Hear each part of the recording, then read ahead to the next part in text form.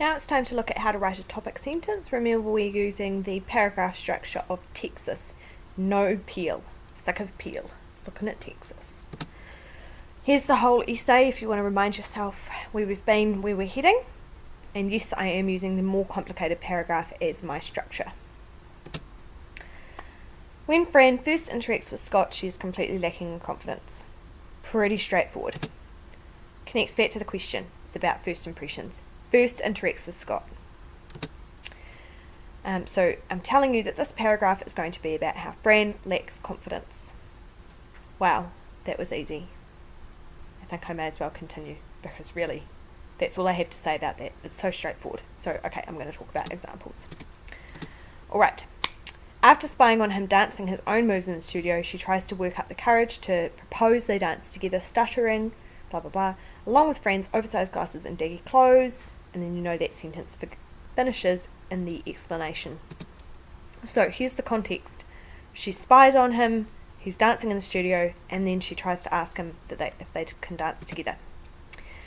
Remember, embed or sandwich or integrate your quote. Don't just say, Fran says, blah, blah, blah, blah, blah. Try and make it flow into a sentence. It's a skill that most students don't bother working on, and that if an examiner sees that you've done that, they're going to be really impressed because it shows that you have control over your writing style. Make the quote work for you. So this isn't like a flowing sentence. I've decided where those commas are going to go. I listened to her say it and I decided to insert those commas, and then I decided to put the ... at the end to show that she just kind of like trails off. And also notice where I've put tryna instead of trying to.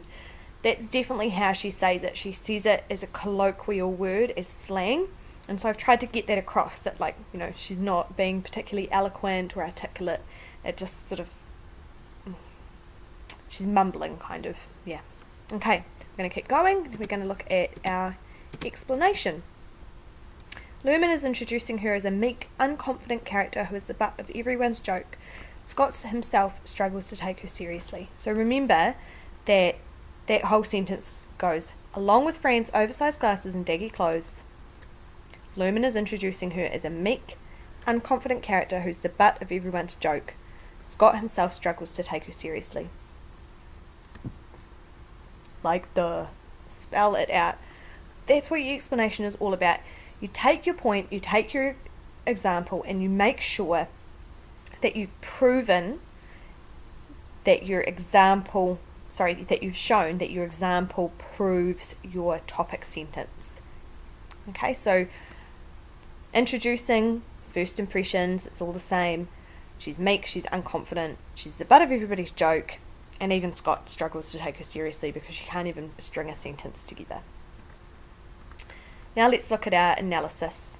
So there's 3 important things that are going on here. I said, so what? Who cares? She's the butt of everybody's joke. Why does that matter? Well, I'm pointing out that it's a universal storyline on our screens. It's something that we are used to seeing. And I'm comparing her to characters from Mean Girls, Princess Diaries, Miss Congeniality, and She's the Man. And then lastly, I'm proving that I understand that there is a world of fiction out there. What's missing from all of this is my paragraph 2 and my paragraph 3, where I would actually take one of these films and I would look at it more in depth. So for example, I could look at Mean Girls, and I could talk about how at the beginning of Mean Girls, this is how we see Katie, and then in the middle, she begins to develop and change just like Fran. So I could compare them more closely and analyse them more closely. Then in my 3rd paragraph, I could talk about the end of Mean Girls and how Katie has developed and changed and become a better human being just like Fran. So I could take one of these texts, analyse them more closely, and develop that throughout the essay. And that would be a really, really strong analysis to do. Then finally, you make your statement. You reword your topic sentence. Talk about that authorial intent, Baz Luhrmann. Try to begin your statements with a reference to the director. Baz Luhrmann is making all of these decisions. He is well aware the audience's first impression of Fran is crucial in order to make her duckling to